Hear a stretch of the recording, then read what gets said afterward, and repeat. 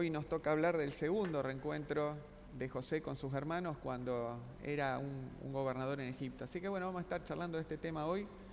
Primero ponemos en manos de Dios este momento y arrancamos. Padre Celestial, te doy las gracias por estar con nosotros, por acompañarnos. Te doy las gracias porque vos tenés misericordia en nuestras vidas, porque lo que tenemos es por tu gracia, Señor, y te queremos pedir que en esta hora hable en nuestros corazones. En el nombre de Jesús, amén. Bueno, ya el tema viene bastante, charlado de lo que estaba pasando el reencuentro entre José y sus hermanos. La historia de José la conocemos todos desde antes, así que ya todos más o menos podemos espolear el final, pero vamos a hacer un pequeño repaso. Lo que tenemos es que, bueno, en la tierra de Canaán había hambre, no solamente en esa tierra, sino en toda la región, por causa de una escasez general de granos que se iba a prolongar a lo largo de 7 años. Esto mucho antes lo había interpretado José como un sueño que tuvo el faraón. Y bueno, a partir de eso, en los 7 años buenos, José fue puesto como administrador de Egipto y se llenaron los graneros de Egipto para soportar los 7 años siguientes que iban a ser de escasez. En todo esto, cuando llegaron los años de hambre, los habitantes de todas las regiones acudían a Egipto para poder tener alimento, y de esa manera también hicieron los hermanos de José. Y bueno, en un primer encuentro, él los reconoció automáticamente. Ellos no tenían ni idea delante de quién estaban, no tenían ni idea de si José seguía con vida, porque lo habían vendido a unos mercaderes como esclavo.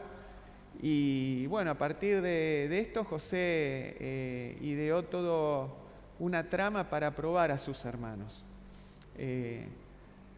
Recibieron el grano después de esa primera visita, pero lo recibieron con una característica especial. En las alforjas que tenían, José junto con el grano le devolvió el dinero que ellos habían llevado para pagarlos.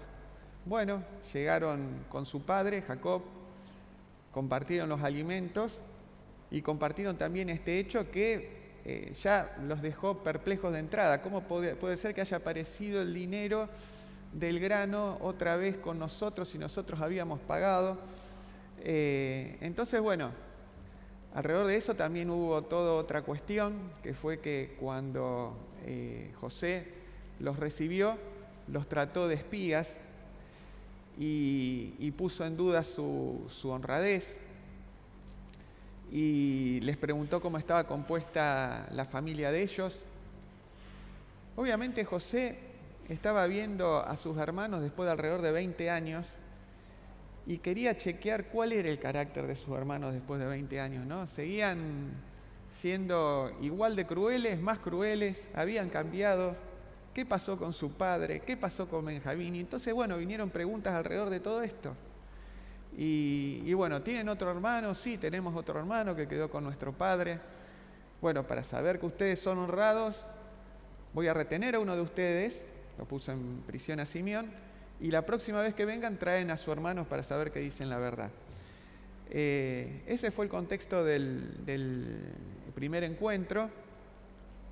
La vez pasada, en el domingo anterior, se estuvo charlando acerca del conflicto que había para volver nuevamente a Egipto, porque el grano se estaba terminando, el hambre seguía, había que volver.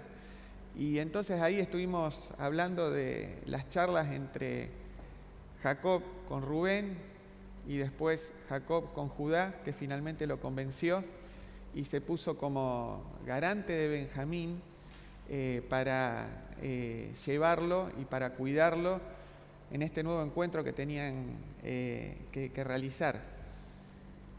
Y bueno, a partir de ahí arrancamos hoy con bastante incertidumbre y más dudas que certezas, arrancaron el viaje hacia Egipto los 10 hermanos, es decir, los 9 más Benjamín. Había quedado Simeón allá en Egipto, sin saber cómo iban a ser tratados por las advertencias que tuvieron la primera vez, y sin saber tampoco cómo iban a ser tratados por el tema del dinero que había aparecido de nuevo en sus alforjas. ¿Se acuerdan? Habíamos terminado el encuentro anterior diciendo que habían llevado el doble de dinero por si hubo una confusión, para pagar también lo que correspondía por la vez anterior. Y ciertamente todo esto tenía muy movilizado no solo a la familia de los hermanos y al padre, a Jacob, sino que también los tenía movilizados a ellos.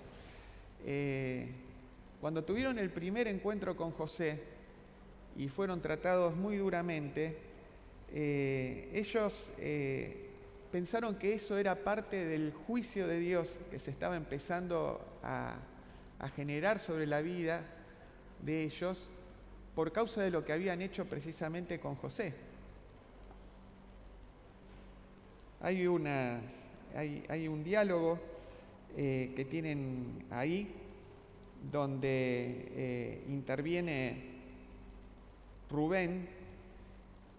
Eso está en Génesis 42, 21, 22, voy a leer también el 23, donde dice: y decían unos al otro, verdaderamente hemos pecado contra nuestro hermano, pues vimos la angustia de su alma cuando nos rogaba, y no le escuchamos, por eso ha venido sobre nosotros esta angustia. Entonces Rubén les respondió diciendo: ¿no os hablé yo y dije, no pequéis contra el joven, y no escuchasteis? He aquí también se nos demanda su sangre. Y José los escuchaba, dice el 23, pero ellos no sabían que los entendía José, porque había intérprete entre ellos. Bueno, y así las cosas, llegamos al pasaje de hoy. Tenemos Génesis a partir del versículo 15 del capítulo 43. Vamos a leer algunas partes de estos y vamos a ir comentándolos. Yo leo desde el 43, 15, dice: y entonces tomaron aquellos varones el presente y tomaron en su mano la cantidad de dinero y a Benjamín, y se levantaron y descendieron a Egipto y se presentaron delante de José. Y vio José a Benjamín con ellos y dijo al mayordomo de su casa: lleva a casa a estos hombres y degüella una res y prepárale, pues estos hombres comerán conmigo al mediodía. E hizo el hombre como José le dijo, y llevó a los hombres a la casa de José. Entonces aquellos hombres tuvieron temor cuando fueron llevados delante de José y decían: por el dinero que fue devuelto en nuestros costales, la primera vez se nos ha traído aquí, para tendernos lazo y atacarnos y tomarnos por siervos, a nosotros y a nuestros asnos.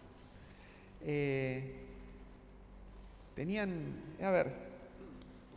lugar de quedarse más tranquilos, se complicaron más todavía ellos mismos cuando fueron recibidos en la casa, les indicaron que iban a ser recibidos en la casa de José, precisamente por el tema este que veníamos charlando del dinero en sus costales.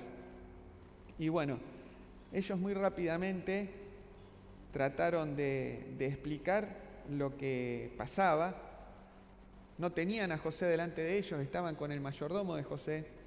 Y el mayordomo de José le dijo: paz a vosotros, no temáis, vuestro Dios y el Dios de vuestro Padre os dio el tesoro de vuestros costales, y yo recibí vuestro dinero. Y le sacó a Simeón a ellos. Acuérdense que Simeón estaba arrestado. Esto es Génesis 43, 23. Y lo que llama la atención acá es el término con lo que los recibió el mayordomo. Cuando ellos estaban conflictados, le dijo: paz a vosotros. Ese paz a vosotros es la palabra shalom, bastante conocida, ¿sí? Que quiere decir paz, bienestar, que es un deseo de que, y un saludo también que se daban entre las personas conocidas. Y esa palabra era la que en su momento Y esa expresión y esa idea era la que en su momento los hermanos de José renegaban precisamente de dárselo a José. En Génesis 37:4, esto no lo busquen, decía: y viendo sus hermanos que su padre lo amaba más que a todos sus hermanos, le aborrecían y no podían hablarle pacíficamente. Cuando hablo esta palabra pacíficamente, es la misma palabra shalom con la que los recibe, ¿sí? El mayordomo, ¿sí?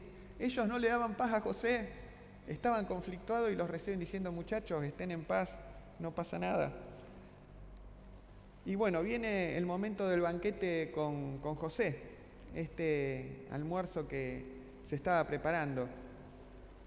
Voy a leer Génesis 43, 33 y 34, y dice: y los sentaron delante de él. Hay otras versiones que dicen: y se sentaron delante de él, pero lo más correcto es: los sentaron delante de él, delante de José, el primogénito conforme a su primogenitura y el más joven conforme a su juventud. Y los hombres se miraban unos a otros con asombro, y les llevó porciones a su propia mesa, pero la porción de Benjamín era 5 veces mayor que la de cualquiera de ellos. Bebieron pues y se alegraron con él. Y a ver, seguimos desde el punto de vista de los hermanos de José. Habían arrancado el viaje con dudas y con temores, con la idea de que no sabía lo que iba a pasar con Benjamín.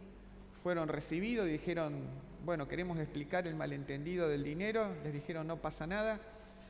Y ahora este gobernante, que está en una posición de autoridad, que era José y ellos no lo sabían, lo sienta en orden de primogenitura.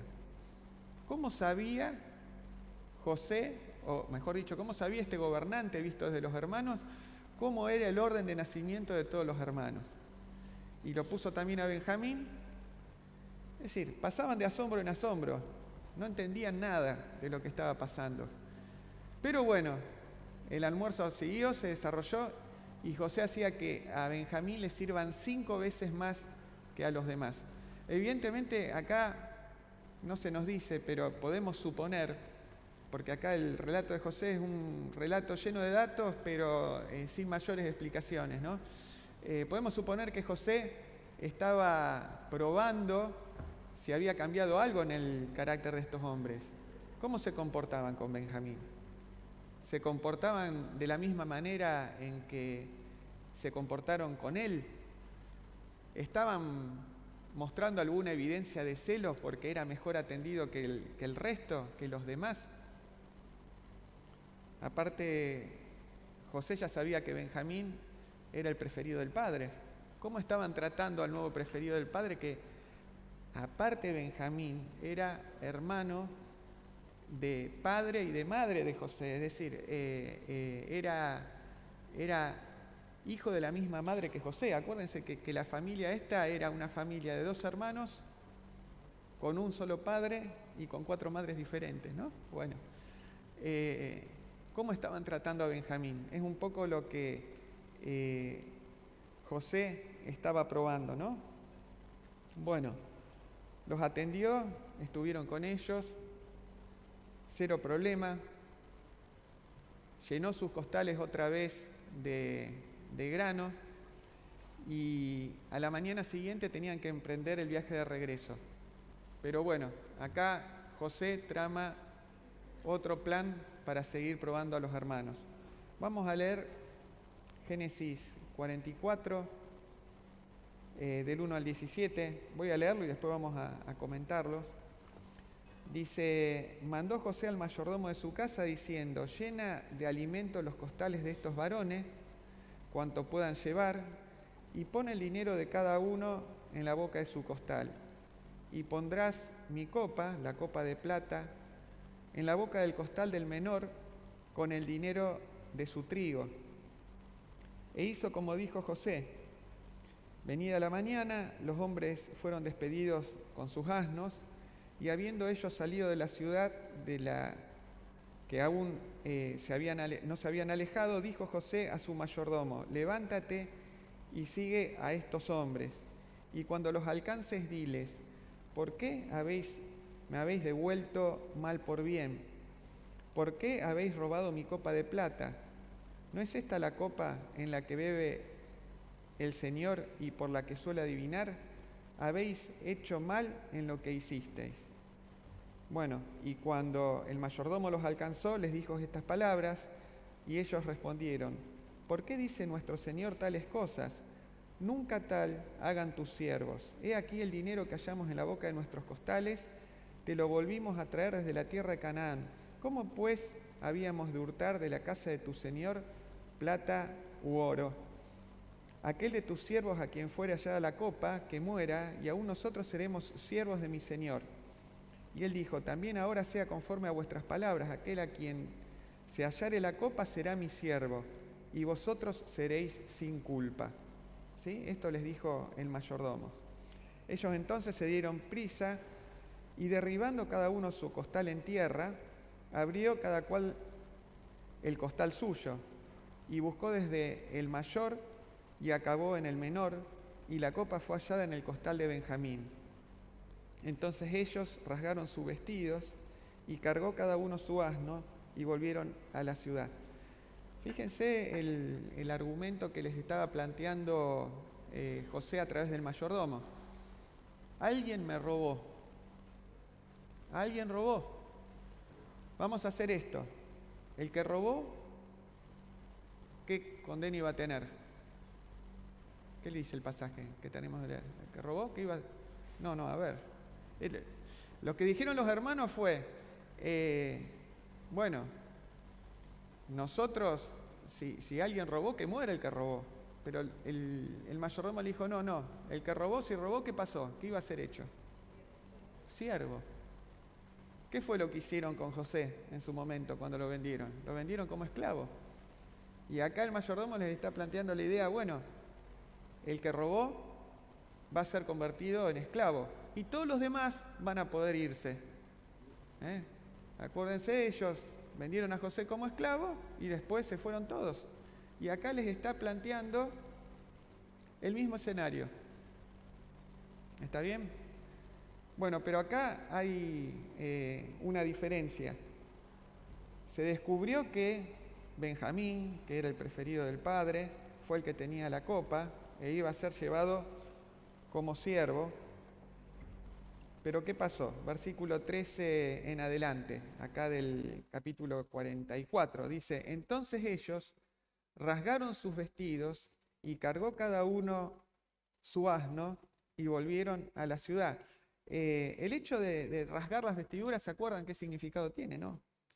Rasgar las vestiduras era algo que se hacía cuando había un profundo dolor, generalmente cuando fallecía un ser querido o cuando había una gran desgracia familiar, estaba la costumbre de rasgar parte de los vestidos, ¿sí? Y era una muestra de duelo y era una muestra de dolor, que era una muestra de lo que pasaba en el corazón de las personas. Bueno, los hermanos rasgaron sus vestiduras, todos rasgaron sus vestiduras, ¿sí? Por lo que había pasado. Cargaron sus asnos, ¿se acuerdan que habían volcado sus costales? Es decir, rompieron las ligaduras que tenían donde tenían los costales con los asnos cargados de trigo. Bueno, cargaron otra vez sus asnos y no dejaron solo a Benjamín, sino que se volvieron junto con Benjamín. Estaban respondiendo en una manera diferente, ¿sí? Y entonces vino, acá leo del 14 en adelante, estamos en el capítulo 44, 14 en adelante, dice: vino Judá con sus hermanos a la casa de José, que aún estaba allí, y se postraron delante de él en tierra. ¿Se acuerdan acá cuáles eran los sueños de José, no? Todos sus hermanos iban a estar postrados alrededor de él. Y les dijo José: ¿qué acción es esta que habéis hecho? ¿No sabéis que un hombre como yo sabe adivinar?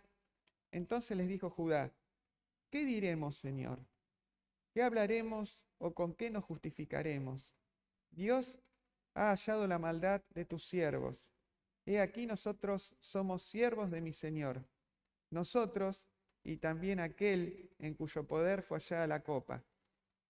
Y José respondió, les dijo lo mismo que dijo el mayordomo: nunca yo haga tal cosa, el varón en cuyo poder fue hallada la copa, él será mi siervo. Vosotros id en paz a la casa de vuestro padre.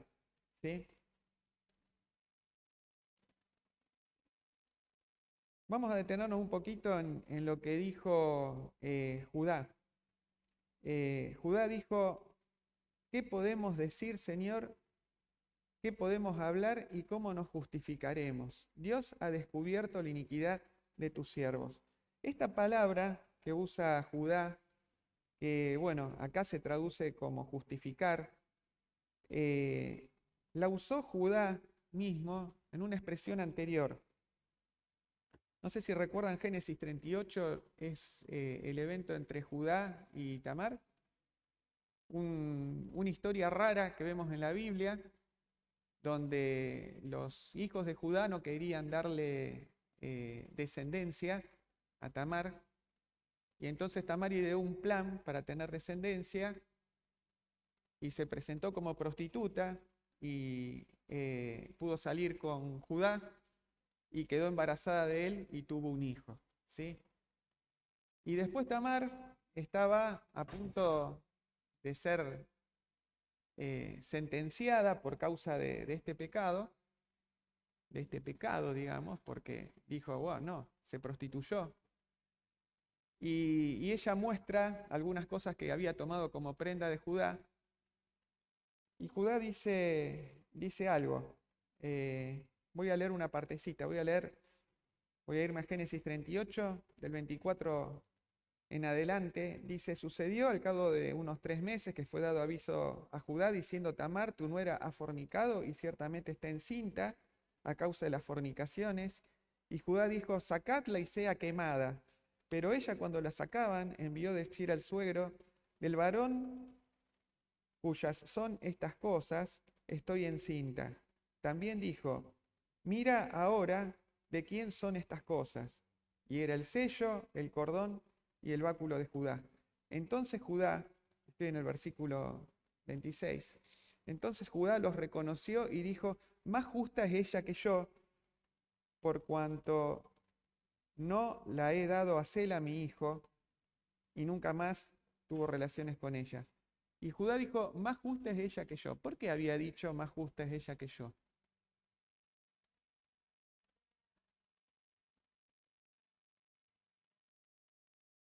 Porque ella estaba buscando, perfecto, ella estaba buscando tener descendencia.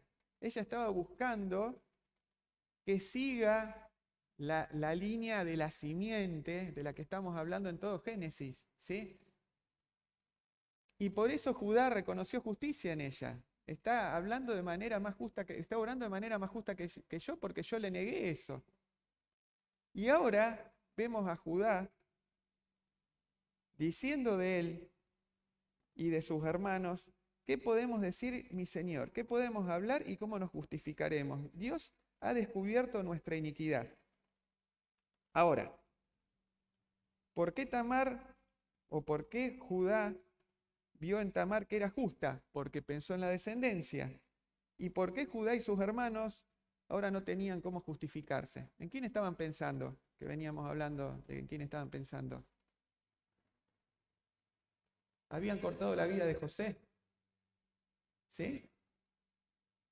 Tamar había sido justa porque pensó en la descendencia y Judá estaba reconociendo injusticia en su obrar, en la forma en que ellos se manejaron, porque habían cortado la vida de su hermano. Era lo que ellos suponían, por lo menos hasta ese momento.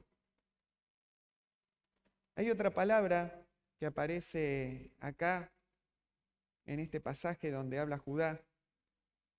Dijimos que dijo, ¿qué podemos decir, Señor? ¿Qué podemos hablar y cómo podemos justificarnos? Hablamos de la palabra justificar. Dios ha descubierto la iniquidad de tus siervos. Esta expresión, Dios ha descubierto la iniquidad de tus siervos, en otras Biblias que por ahí hacen una transliteración diferente, dice, Dios nos juzgó culpable por otra cosa que hicimos. ¿Cuál era la otra cosa que hicieron? ¿Qué? Le mintieron al padre. ¿Y qué más hicieron? ¿Qué hicieron con José? Lo vendieron. Es lo que veníamos charlando acerca del diálogo que tuvieron en el primer encuentro, donde habló Rubén y yo le dije, no, no nos iba a caer esto a nosotros, ¿sí? Dios nos halló culpables por otras cosas que hicimos. Y esta palabra, que se traduce acá como iniquidad, es una palabra hebrea que se llama, o que si la queremos traducir, sería la palabra abón. Y se emplea para indicar maldad, iniquidad, castigo, pecado. Y esta palabra apareció por primera vez en Génesis 4:13, y ahí Caín dijo al Señor, mi castigo, esa cuando dice mi castigo, mi iniquidad, es demasiado grande para soportarla. Veamos las diferencias entre los hermanos de José y Caín. Ante el pecado consumado, que vemos acá en Hechos, en Génesis 44:16, vamos a compararlo con Génesis 4:9. Vamos a ver lo que decía. Los hermanos dijeron, ¿qué diremos, mi Señor? ¿Qué hablaremos o cómo seremos justificados? Dios nos juzgó culpable por otra cosa que hicimos. Hay un reconocimiento. Cuando Caín fue indagado sobre dónde estaba Abel, en Génesis 4:9 dijo, no sé, ¿soy yo acaso guardián de mi hermano? Los hermanos de José tenían una actitud de reconocimiento en ese momento y Caín tenía una actitud de negación. ¿Sí? Y ante las consecuencias del pecado, los hermanos de José dijeron en Génesis 44:16, entonces todos nosotros seremos tus esclavos, no nos cabe otra cosa que el castigo. Y si leemos Génesis 4:3, un diálogo entre Caín y Dios, después de que Jehová le dice todo lo que le iba a tocar por lo que había hecho con el hermano, dice, mi castigo es demasiado grande para ser soportado. Y acá vemos otra diferencia. Aceptación en los hermanos de José, cuestionamiento en Caín. Si comparamos a este grupo de hermanos con el primer hermano que había cometido un asesinato, este grupo de hermanos estaba reconociendo su pecado y estaba aceptando las consecuencias, y este primer hermano estaba negando lo que había hecho y estaba quejándose por lo que le correspondía. Veamos también la evolución en el carácter de los hermanos desde el trato que tuvieron con José hasta el trato que tenían ahora con Benjamín. No vamos a buscar pasajes acá, pero ellos renegaron de la preferencia de Jacob hacia José en su momento, ¿no? Estaban todos locos diciendo cómo puede ser que lo prefiera más a este que a nosotros. Era un trato de iniquidad aparte. No era nada irracional lo que estaban planteando. Era un trato donde había preferencia de alguien sobre los otros y les regaló una túnica que parecía la túnica de un heredero al trono. Un heredero a lo que es el manejo del clan familiar. Ellos no pudieron más y lo vendieron, ¿sí? Con Benjamín, Jacob siguió haciendo lo mismo. El patrón de Jacob es que el patrón más o menos hace lo mismo. Otra vez hizo preferencia por uno de sus hijos, esta vez por Benjamín, el hermano de José. Ahora, ¿qué hicieron con Benjamín? ¿Lo aceptaron o lo rechazaron? Lo aceptaron. Entonces vemos que hubo, digamos, una rebeldía de la preferencia de Jacob hacia José y hubo una aceptación cuando llegó la misma situación con Benjamín. Ellos despreciaron la vida de José, pero valoraron la vida de Benjamín. Se habían rasgado las vestiduras y estaban volviendo para esgrimir algún tipo de justificación, defensa, acompañamiento, lo que sea. ¿Sí? Ellos abandonaron a José y acompañaron a Benjamín. Ellos no estaban preocupados por su padre cuando pasó el evento con José, le mintieron, lo amargaron, ¿sí? Pero ellos estaban preocupados por el bienestar de su padre Jacob cuando acompañaron a Benjamín. Si bien Judá se comprometió él como garante propiamente de Benjamín, en realidad todos los hermanos tenían una actitud diferente, y esto de que son todos se demuestra en que volvieron todos a hablar con José, ¿sí? Ellos mostraron inocencia adelante de Jacob cuando eran culpables por lo que fue la entrega de José. Dijeron, no sabemos qué pasó, lo destrozó las bestias, encontramos estas prendas. Pero ellos declararon culpabilidad cuando eran inocentes, hablando del tema de Benjamín. Ninguno había puesto la copa en ningún lado, ni siquiera Benjamín era culpable, pero apareció la copa con Benjamín. Y lo que dice Judá es, seamos ahora todos hechos tus siervos. Es una diferencia tremenda la que vemos entre un evento y otro evento. Ya vamos a ir a la última parte, lo que nos queda. Bueno, tras estas palabras que había dicho Judá en nombre de todos y tras lo que dijo José, dice, no, ustedes se pueden ir, únicamente va a quedar como esclavo Benjamín, que fue el que hallamos culpable. Ahí hubo una intercesión especial de Judá, que ya veníamos diciendo que Judá se estaba levantando como la voz principal cantante entre los hermanos por causa de lo que había hecho Rubén, lo tratamos la vez anterior. Bueno, hubo un diálogo donde se acercó especialmente Judá a hablarle a José, que era esta gobernante, esta autoridad egipcia que desconocía quién era, para interceder por su hermano. Y vamos a leer ese diálogo de Judá. Estamos en Génesis 44, del 18 al 34. Entonces Judá se acercó a él y le dijo, ay, Señor mío, te ruego que permitas que hable tu siervo unas palabras a oídos de mi Señor, y no se encienda el enojo contra tu siervo, pues tú eres como Faraón. Mi Señor preguntó a sus siervos diciendo, ¿tenéis padre o hermano? Y nosotros respondimos a mi Señor, tenemos un padre anciano y un hermano joven, pequeño aún, que le nació en su vejez. Y un hermano suyo murió, y él solo quedó de los hijos de su madre, y su padre lo ama. Y tú dijiste a tus siervos, traédmelo, y pondré mis ojos sobre él. Y nosotros dijimos a mi Señor, el joven no puede dejar a su padre, porque si lo dejare, su padre morirá. Y dijiste a tus siervos, si vuestro hermano menor no desciende con vosotros, no veréis más mi rostro. Aconteció pues que cuando llegamos a mi padre, tu siervo, le contamos las palabras de mi Señor. Y dijo nuestro padre, volved a acompañarnos, a comprarnos un poco de alimento. Y nosotros entonces respondimos, no podemos ir si nuestro hermano no va con nosotros. Bueno, el padre dijo, vosotros sabéis que 2 hijos dio a luz mi mujer, y el uno salió de mi presencia, y pienso que de cierto fue despedazado, y hasta el día de hoy no lo he visto. Si tomáis también delante de mí a este, descenderé con mis canas hasta el Seol. Sigo en el versículo 30, dice, ahora pues, cuando vuelva yo a tu siervo, mi padre, si el joven no va conmigo,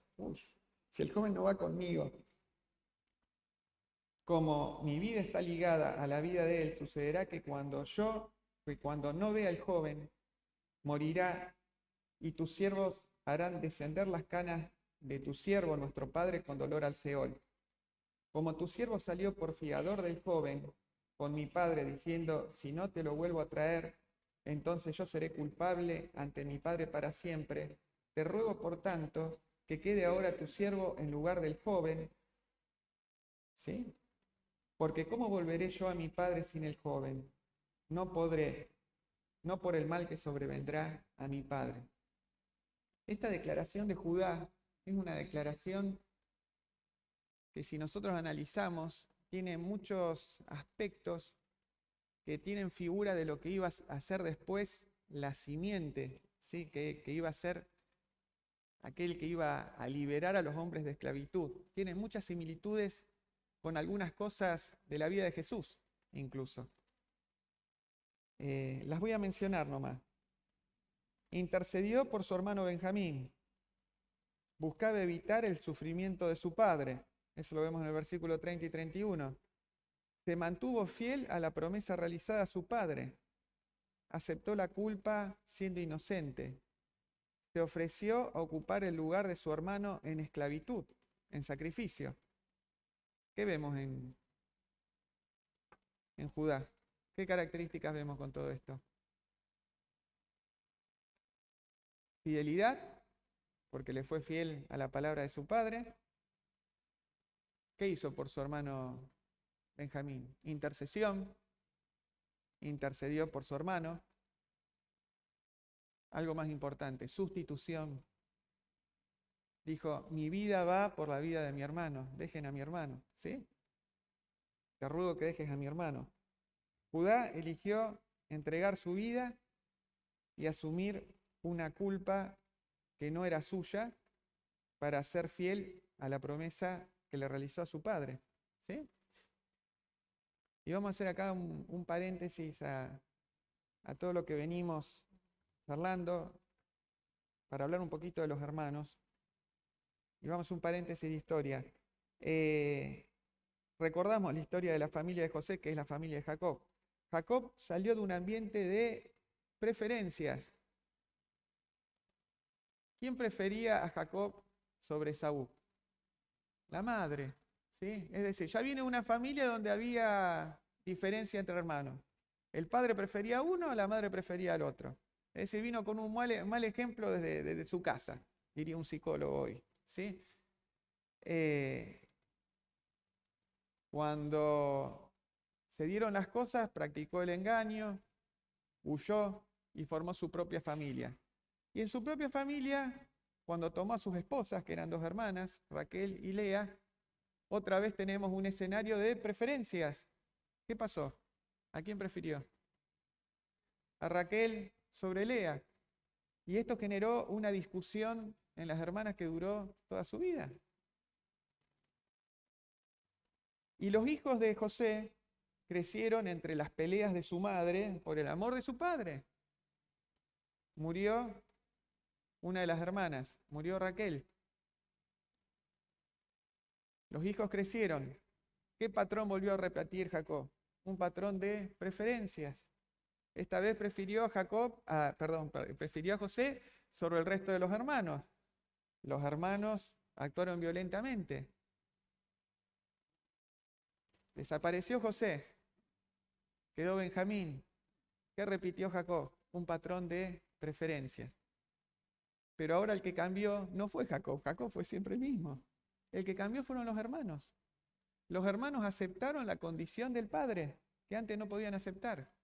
No aceptaron la condición de la preferencia que realizaba Jacob sobre José y se despojaron de José, lo sacaron del camino y vieron que obró de la misma manera que Benjamín, pero esta vez los hermanos no actuaron de la misma manera con Benjamín que con José. Dijeron, bueno, nuestro padre Jacob es así. Y amaron a su padre porque estaban preocupados para que su padre no caiga en angustia si desaparecía Benjamín, y amaron a Benjamín. Los hermanos cambiaron. Se operó una transformación tremenda en ellos. Si nosotros tuviéramos este capítulo 44 de Génesis solo y no tuviéramos lo que empezamos mucho antes, diríamos, wow, qué familia, cómo se aman, cómo se quieren los unos a los otros. Cambió el escenario totalmente. Si nosotros nos quedamos con otro, decimos, no, estos tipos son unos depravados de por vida, son gente injusta, cruel, malvada. Si sacamos una foto y otra foto son totalmente distintas. Y bueno, pasó algo. Dios no solo bendijo al oprimido que era José, sino que en el tiempo que no estuvo José, trabajó en los corazones de los opresores y los transformó. Y eso es lo que estaba verificando José con las pruebas que le estaba dando a sus hermanos. ¿Sí? Había la manifestación de un cambio. El oprimido fue bendecido, la historia de José la conocemos, y acá lo que descubrimos en estos capítulos es que el carácter de los opresores fue transformado. Vamos a ir terminando. Esta palabra abón, que es traducida como iniquidad y que vimos que lo usó primera vez Caín diciendo, uy, es demasiado grande nuestro castigo. y que la usaron ahora los hermanos de José diciendo, la verdad que el Señor Dios descubrió nuestras iniquidades y no tenemos forma de justificarnos, aparece más adelante cuando se nos describe la característica que va a tener precisamente esa simiente que iba a descender a partir de ellos. En Isaías 53 hay un pasaje muy conocido, un pasaje muy claro acerca de lo que iba a ser la vida de Jesús más adelante, que nosotros lo sabemos.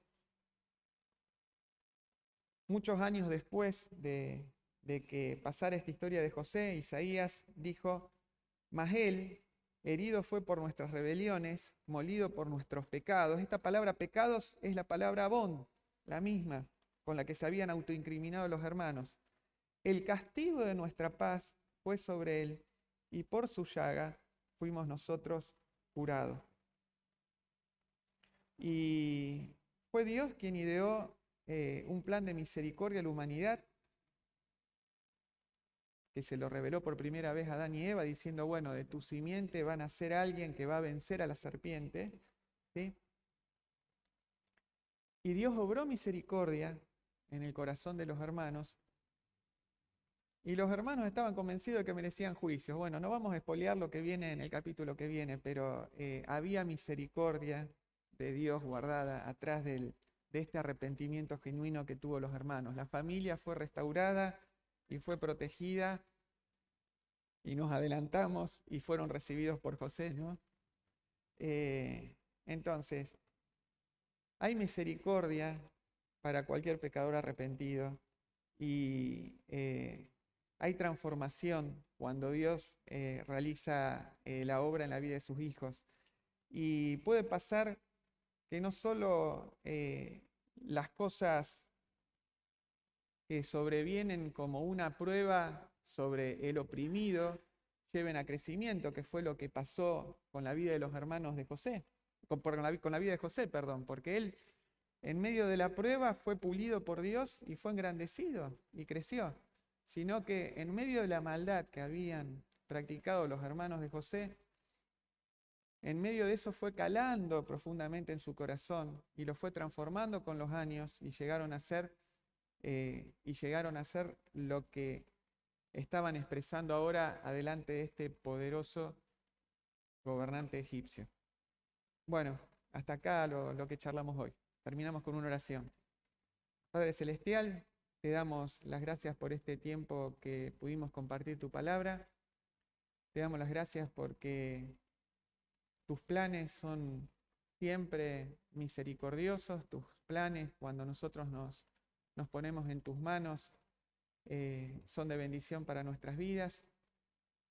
Y Señor, acompáñanos y seguí con nosotros en este culto. En el nombre de Jesús, amén.